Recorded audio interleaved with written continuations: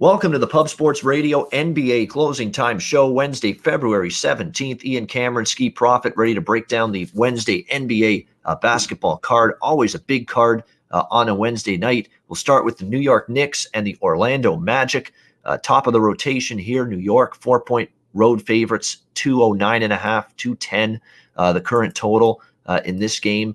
Obviously, for the Orlando Magic, first thing you notice, obviously, as I do for the last several days, I've looked at an Orlando game. It's the laundry list of injuries that they're dealing with.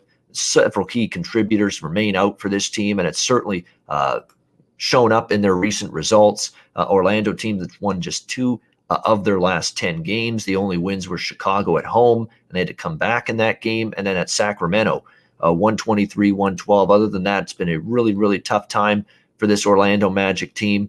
On the flip side, you got the New York Knicks, 5-2 straight up, 6-1 against the spread, their last 7 games, playing some excellent basketball. Everybody right now, RJ Barrett's been good. Julius Randle had an incredible game the other night for the New York Knicks against Atlanta in that 123-112 victory. This is a Knicks team that's a bet-on squad at the moment. They're feeling it. And I know at times in the past we've said, can we lay points with New York?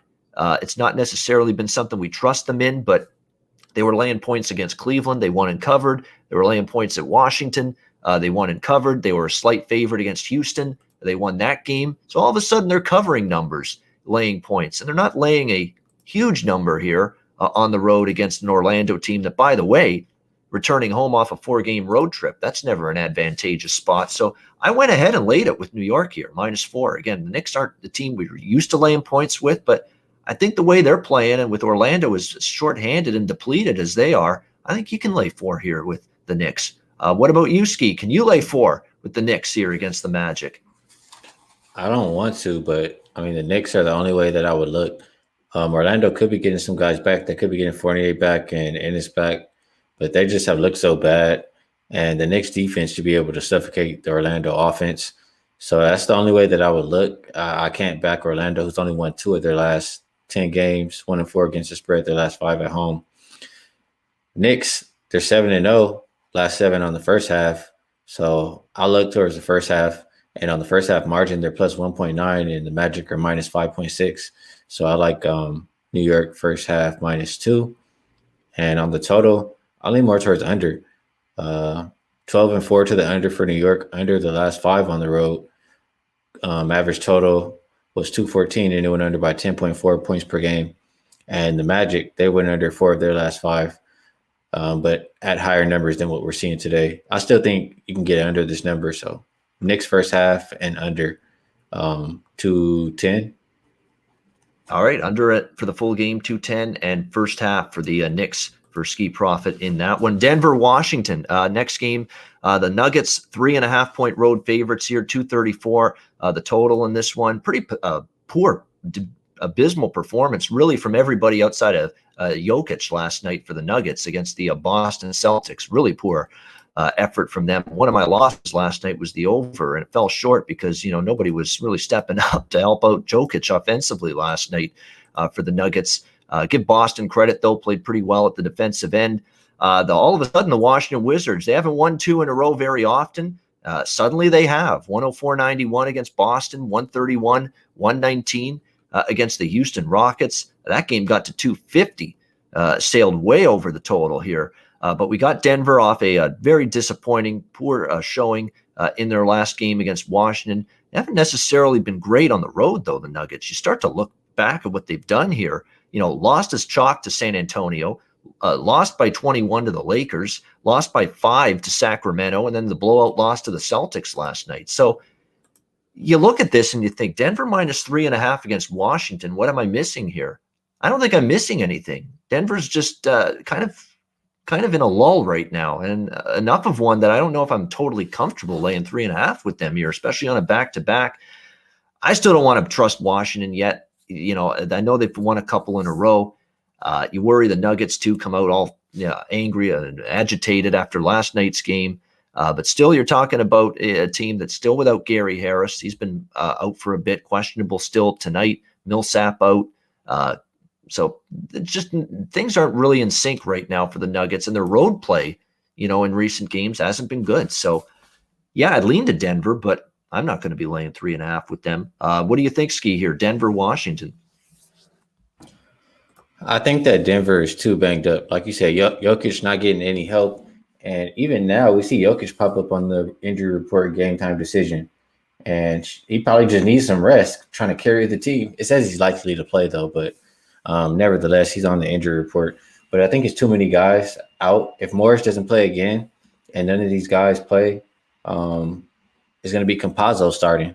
And I don't like that against Bradley Beal. So I will be leaning more towards Washington. They've been better defensively. They've been a better rebounding team. And Denver hasn't been necessarily covering numbers lately. So I would lean towards Washington in this one. All right, next up, Houston, Philadelphia. Sixers 10.5 point home favorites here, 226.5 the total in this game. Maybe there's this could very well be a get well spot here for the Philadelphia 76ers. Didn't end the road trip the way they wanted by any stretch of the imagination. But we've talked about this ad nauseum. It's not completely gone away. Yeah, been a little bit better on the road this year compared to years past under Brett Brown. But this is still not a 76ers team that is usually the kind of team we really want to be trusting here on the road consistently. And sure enough, of course, they lose 3 in a row to end that road trip: Portland, Phoenix, and Utah. Now, the last 2 are good basketball teams, the losses against Phoenix and Utah. But the Portland loss was kind of a head scratcher. Defensively, they kind of let it get away from them. I think they really try to clamp down at the defensive end of the basketball court now. Here as they return home to face this Houston team that is just a mess right now. 6 straight losses, and that's not just 6 straight losses. That's 6 straight point spread failures as well. 0-6 straight up in ATS for Houston in their last 6 games. It's been a rough go. They're losing to everybody. You don't even have to be a great team. Houston's losing to them right now. Lost to Charlotte, lost to the Pelicans by 29. Get blown out by the Knicks, blown out by the Wizards. It's hard to not only lose to the Wizards, it's hard to lose by double digits to the Wizards. And the Rockets managed to do that the other night.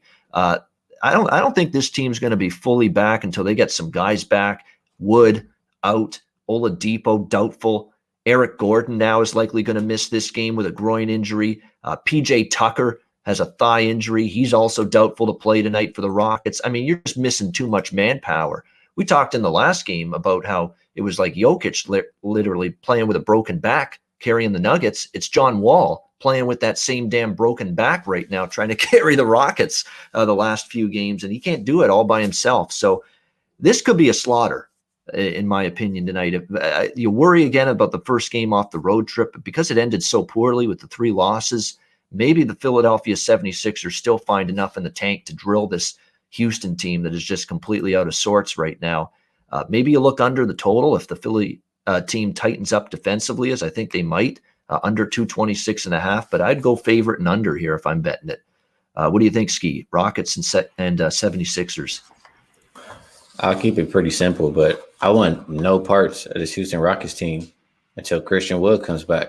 I think they've been terrible. Like, they started off good when James Harden left, and then when Wood went down, they started to play bad. And they, like you said, they've lost 6 and failed to cover those same 6. They're 3-6 versus 55% when teams are greater. And Philadelphia, they haven't looked good, but we already know why, because they're on the road. So coming back home, I think they'll get right. As long as Embiid plays, I think they cover the number.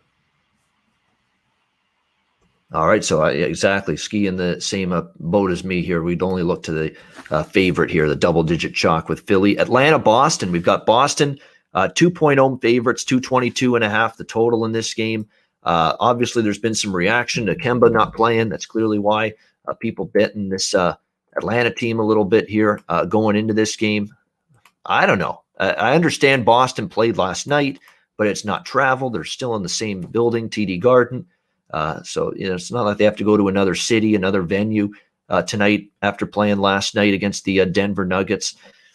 Atlanta's just not playing well right now. There's another team where they've fallen apart for them. 1-7 straight up, 2-6 against the spread their last 8 games.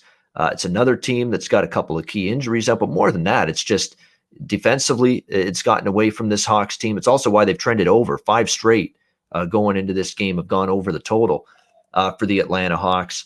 Yeah, I know Boston is not going to have Kemba Walker tonight, but hey, and Marcus Smart, of course, remains out. Marcus Smart, one of the better defenders as well on this Boston Celtics team. You know, they've still got Jason Tatum in there. They've still got Jaylen Brown in there. Semi Ojeleye has really stepped up his offensive game in recent games for the Boston Celtics as well. There's enough to compensate for Walker being out. I know it's a back-to-back, but I could only look Boston here. They're the better team in better form. Atlanta's not. I'd lean to Boston here as the short-owned favorite, lean over the total as well. I don't understand quite why it's gone down to 222.5 with Atlanta struggling defensively the way they are. And like I say, Boston still got the guys that can put the ball in the hoop. So for me, it would be Celtics and over in this one. Skee, how about you? Atlanta, Boston. I'm looking towards the Celtics way. Celtics have won the last 7 versus Atlanta. Atlanta's only won one of the last 8 games, only covered 2 of them.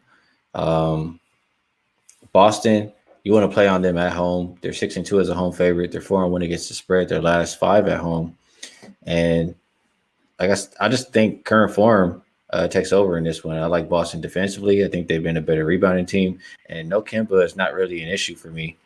They're 20-10 straight up without Kemba, and 18-12 against the spread. So they're still taking care of business when he's not on the court. I don't think he should necessarily move the number. I don't like that they're on a back-to-back and not having guys, but I still think they can get the job done versus an Atlanta team that hasn't looked well. Yeah, I mean, I agree. I mean, even with the back-to-back, I'd look to the Celtics here. And plus the people that are just, taking Atlanta because of Walker being out. If we not seen enough body of work from the Celtics without him to know that this team can still win games without him, like how many games have we seen Kemba Walker not play for the Celtics in his career there? I mean, we've seen Boston win a bunch of those games. I mean, so to me, I agree. I mean, they've got certainly enough offensive firepower to get by without him. And of course, this Atlanta team on the defensive end probably is going to allow Boston to be able to, shoot a high percentage tonight, because it's definitely been a struggle for the Hawks in these recent games, these 5 in a row here that they've lost, a struggle at the defensive end of the floor for them. You mentioned Skee used the words takes over in one of his sentences there during that analysis. It's a great segue to this next game, takes over, because that's what I did with it. Portland, New Orleans here. We've got New Orleans 4-point home favorite, 236.5 the total. And this total's just been, people can't get enough of the over in this game. 231.5 is where this thing opened. It's 236.5 right now across the board. It's hard to argue with it, though. I mean, you look at both of these teams. You look at Portland, 3 of their last 4 games have gone over the total with 232, 229, 232, 239, 239, and then there was 219 last night, but that was against an OKC team that doesn't necessarily speed it up, and they've got obviously a lot of offensive artillery out for them right now. New Orleans, on the other hand, 6 straight overs for them. I was on it again last night with the Grizzlies and the Pelicans, over 231.5 for me in that game, and it got to 257 when it was all said and done. 144 to 113 in favor of the Pelicans. It was a bounce back performance from them after they had lost 3 games in a row. So good bounce back performance from the Grizzlies in that game. Obviously, the Blazers still without a couple key guys, Hood and McCollum still, but they've still had no problem offensively whatsoever. They've still been able to put up big points. They're still very suspect on the defensive end of the floor. In fact, both of these teams are. So I'm not involved in the side, but I knew right away when I saw the numbers get posted for these games on this Wednesday card that I had to get in on the Portland New Orleans over right away, because I knew it had to take money from the 231.5 where it opened. I didn't even get the best number, Skee. I got 233. So I was still a little bit late, and yet the 233 that I got is better than what's out there now, 236.5. But obviously it's been a freight train of one-way money toward the over, and I agree with it. Skee, what's your thoughts here? Blazers, Pelicans. Yeah, that's the only way that I would look in that game. As far as the total is the over. I think Pelicans defense has been terrible lately. Blazers have been a little bit better, but Pelicans struggle to defend the perimeter, and we know Portland can light it up. And Portland, I don't think is going to have success stopping Pelicans from the inside. So I see both teams being able to score points. And yeah, Portland's been surprising as far as winning games. They're, I think, 17-10. They're probably fifth in the West, if not fourth. And I mean, this is Damian Lillard. He's putting the team on his back for the most part, and he continues to be clutch game after game after game. So I think the last game, or was it last night, he scored or assisted on the last 18 points. So he's doing it night after night, even without McCollum, even without Nurkic. You know, the thing that scares me is just it's a back-to-back, and the Pelicans are fairly healthy, and Portland is not. So I think Pelicans will have a little bit more in the tank than Portland will. Otherwise, I would look towards Portland. But I do like – I mean, I don't think there's any way I can go towards the under, so I'll probably like the over more. All right, we've got Indiana, Minnesota with the Pacers 5-point road favorites, 224.5 the total in this game. Pacers off a tough overtime loss to the Bulls. That was a consensus play on the Monday show, the NBA closing time. Skee liked Chicago. I like Chicago, plus the points against Indiana. They got the job done there in that one. I think it's a good spot here for Indiana to bounce back in this one. Minnesota, give them credit. You know, Karl Anthony Towns has been awesome. Don't get me wrong, since he's been back for the Timberwolves, but they're without D'Angelo Russell. They're without some key contributors. They're on a back-to-back after playing the Lakers last night. I cashed a ticket with Skee's LA Lakers last night, laying the 6.5 on the road against Minnesota. It was close. I mean, they needed one of those patented fourth quarter efforts from the Lakers. They've had a lot of these games where they sleepwalk for three quarters and then they pull away in the fourth. And that's exactly what LeBron and the Lakers did last night to get the win and the cover against Minnesota. Timberwolves are playing feisty. You know, they had beaten the Raptors right before that. But I don't know if I love them in this spot against an Indiana team that's coming off the home loss to Chicago and a back-to-back as well for Minnesota. You got the rested Pacers team. Numbers reasonable. I kind of like Indiana here, -5. What about you, Skee? Pacers, Wolves? Yeah, I'm not understanding. Like, I think the line came down, and I'm just not really getting why. I mean, I guess I get why. Minnesota's been good against the spread. 7-2-1 against the spread the last 10. But I mean, I think it's a good spot for Indiana. I usually look at them when they're rested on the road versus these lesser teams, and that's the spot that they're in today. The line I have for the game is closer to 9, so I'm just not really understanding. I know they're 2-5 against the spread their last 7 and straight up, but I think it's a spot for Indiana to bounce back here, and or a spot for Indiana to cover the number here. Yeah, I agree. I mean, Indiana -5 on the road against at even, teams that are on their level or above their level. No, I'm not really that interested. But when you're talking, one of the weaker teams in the NBA, albeit despite the recent point spread surge they've had, yeah, I'm interested, especially with them coming off a loss that against Chicago at home that I think will have them ready to go tonight against a team that they should be able to beat. They're better than Minnesota. Actually, you know what? We'll keep the late games because the rotation's kind of screwed up today because of the 2 write-in games that are on the schedule. So we'll do Miami, Golden State, and Utah, LA Clippers at the end. We'll go to Detroit and Chicago. Next, we've got the Bulls 2.5 3-point home favorites here. 219.5 the total here in this game. Although that one got posted. No, that one's on. That was a rescheduled game. Yeah, it was rescheduled. Chicago and Charlotte that was postponed, and now they put this Pistons and Bulls game tonight instead because both of these teams had their games against their opponents canceled tonight because of COVID situations. So now they're playing each other here, Detroit and Chicago. We were on the Bulls the other night. Now they're back home. Don't love them as much here. The Pistons have actually won 2 in a row. They beat Boston. They beat the Pelicans. They had a nice win against Brooklyn here. They perked up a little bit here in their last few games. This Detroit Pistons team. They haven't played now in a few days, so Dwayne Casey finally got some practice time. There was a good quote from Casey actually saying, finally get some practice time. I haven't had a lot this year. So maybe that's a good sign for Detroit. They can work on some things, improve some things, clean things up. You would think what's going to happen with this team after parting ways with Derrick Rose. But, Wayne Ellington stepped up, Sadiq Bey, Jeremy Grant, of course, all season's been awesome for them. DeLon Wright with the elevated minutes has played well. At the point guard spot as well for the Detroit Pistons. They'll give him a lot of credit. He's taken advantage of the opportunity. So I actually, and I've been a Mr. Bulls guy much of the season, but kind of leaning Detroit here as the short underdog in this one. What do you think, Skee, with Pistons Bulls? Yeah, as far as the side goes, we were on the Bulls, like you said last time. They're in the role that we like as a road dog, but now we're asking them to win, and they're laying points. And I want no parts. I don't want the Bulls laying points. They're 1-3 as a home favorite, 2-6 against the spread their last 8. I don't want any parts of that. Pistons are 4-1 against the spread their last 5. I would be taking Detroit, and the total kind of catches my attention.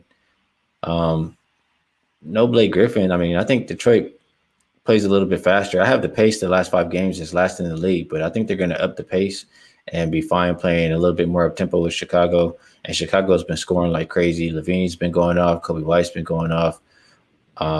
They've went over 4 of their last 6. The over is 9-4 on the road for Detroit. I like points in this game. I'm not sure why it's going down so much. The number I have for the game is 226.5.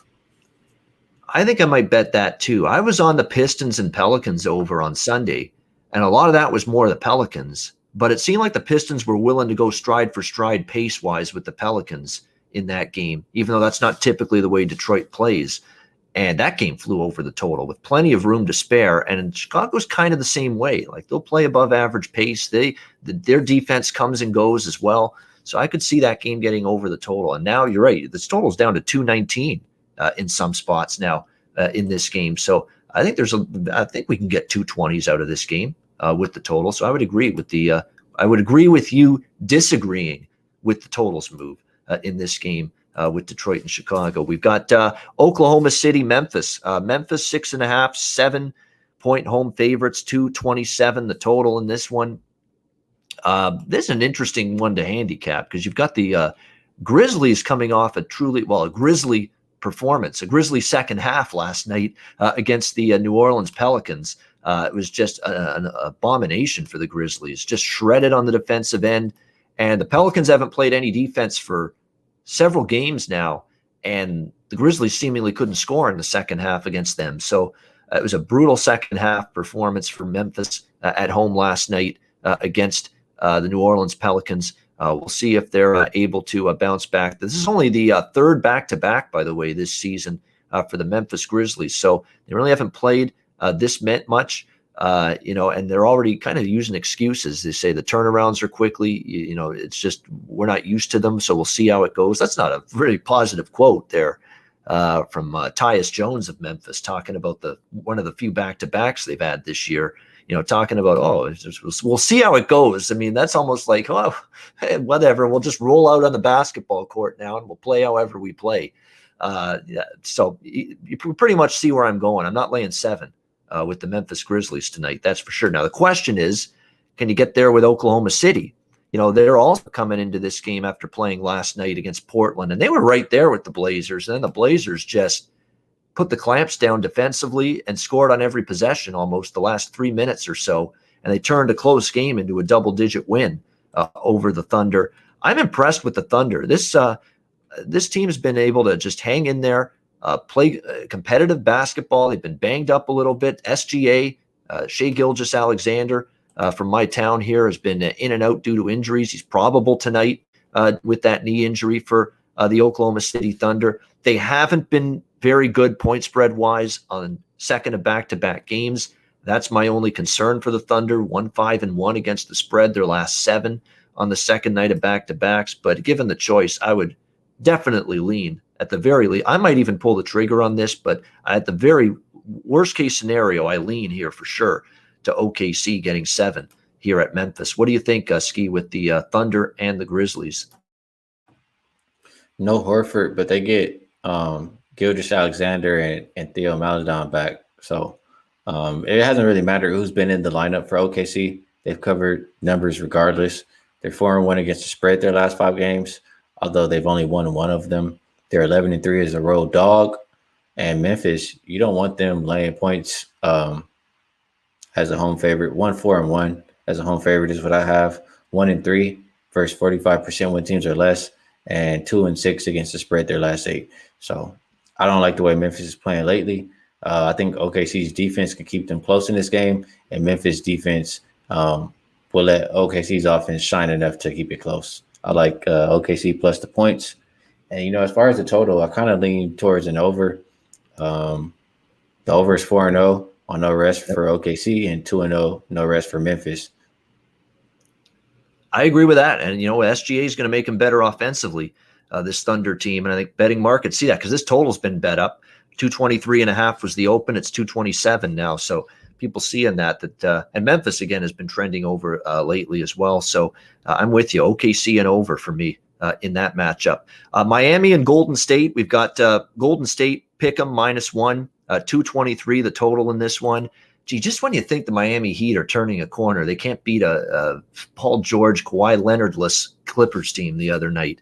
I mean, very, very, very aggravating to see that. So we'll see how Miami can bounce back here, if they can bounce back, that is, against Golden State. But I think the betting markets are kind of seeing what we saw. Like a lot of people apparently in the NBA betting marketplace were scorned by Miami the other night because they took money hand over fist against the LA Clippers.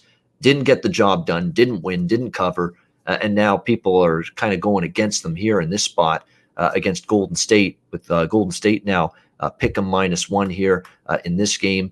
I wouldn't want to come back with Miami here.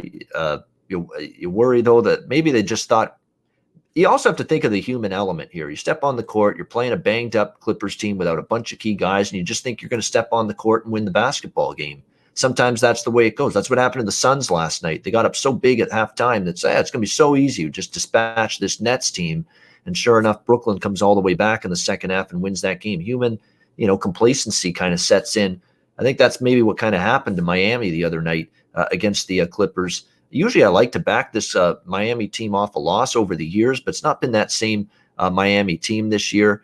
We'll see if they can bounce back here in this one. It looks like Dragic is out still with that ankle injury for the Heat. Of course, a couple of front court pieces missing for the Warriors. Kevon Looney out, James Wiseman out as well for this team. But they've won 3 of their last 4. San Antonio, Orlando, Cleveland haven't played the greatest of competition during that run. But I would lean a little to the Warriors here. But something's not sitting right about the fact that I think if Miami plays better tonight, and maybe they were just caught in a spot where, hey, you see on the other side, there's no Paul George, there's no Kawhi Leonard. You think it's going to be easy, and you kind of play like it. But I would expect them to be better. So I lean a little to the Warriors, but not enough to pull the trigger on it. What do you think, Skee, of Miami, Golden State? Initially I look towards the Warriors, but, both teams, they're pretty good at protecting the paint. So I don't think there's going to be that many easy baskets. But when I think more about it, there's no Looney, there's no Wiseman. And looking at the Heat, I know they lost that game, but they're making an effort to score inside. They had 70 points in the paint. And if they come with that kind of mindset versus Golden State, I feel like they have success. So Golden State, they're 8-2 versus 45% win teams or less. So I feel like this is a situation where Miami, you're going to prove to me either you're supposed to be better than that or you're really that 45% or less team. So right now, if I'm playing it, I'd have to back Miami, although it wasn't pretty for them the last game. And the total, Miami's playing at that slower pace while Golden State wants to play faster. I trust both defenses lately more than I trust the offense.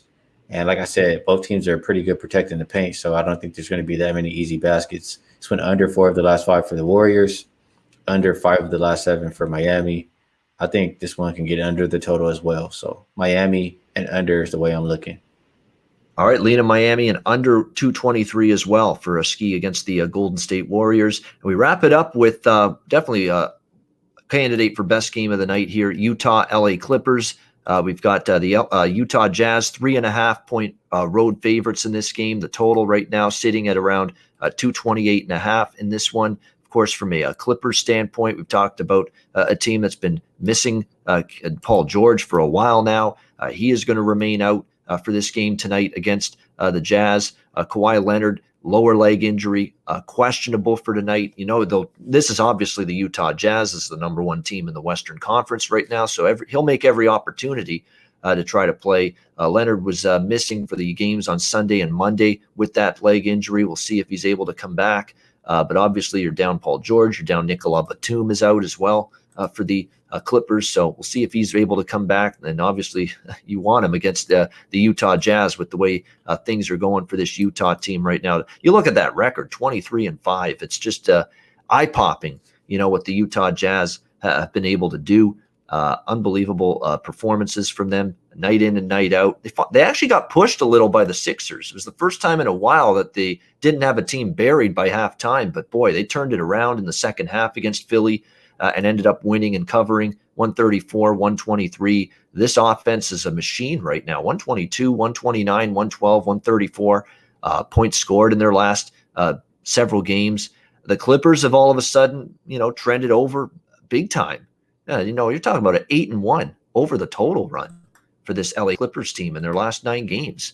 We've talked about it, Paul George being out a lot of those games, but it's definitely impacted them totals-wise because they've trended over without him. And Kawhi Leonard on the floor, you miss his shooting, but you miss his defense even more probably. And we've seen the games without Kawhi. Now, again, we don't know if he's in or out for sure tonight, but the couple games without Kawhi, 139 against 239 against Cleveland total points, and then 243 the other night against Miami. So I'm definitely looking over the total here, even with Kawhi's status up in the air. It's total right now 228. It's hard to go for anything but that right now in this game with the way the Jazz are filling it up. They're getting inside, outside scoring. Their perimeter game, Mitchell, Ingles, and company has been lethal. Clarkson stepped up. I mean, this is a team that's just finding ways to put the ball in every night. Clippers haven't exactly been great defensively of late, and obviously the injuries have contributed to that. So I like over the total here, 228. And probably will bet it regardless of whether Kawhi's in or not. What do you think, Skee? Jazz, Clippers? Both teams have been trending over, and I think both teams are really good at shooting the ball, but both teams are also good defending the perimeter. The number I have for the game is closer to 223. So I don't love it, but I'll just lean towards the under. And as far as the side, I don't want to step in front of the Utah Jazz. Both teams have been playing really well, but I just have to ride it until they lose. They've been better defensively and a better rebounding team. So I'll rock with the Jazz and lean towards the under.